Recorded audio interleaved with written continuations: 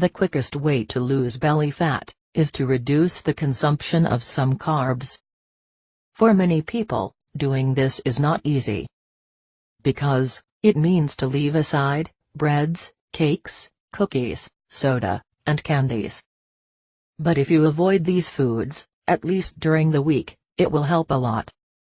Over the days, you will start to notice the difference in your belly.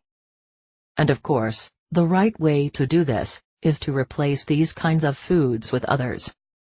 Otherwise, you will going to feel hunger very soon, and you'll want to eat lots of carbs. Which is exactly what you should avoid in the first place. The best replacements for carbs are good fats and protein. Some examples are eggs, nuts, chicken, avocado, cheese, and fish.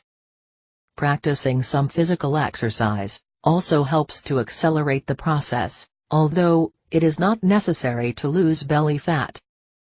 Doing exercise is always a great way to stay healthy and keep the body in shape.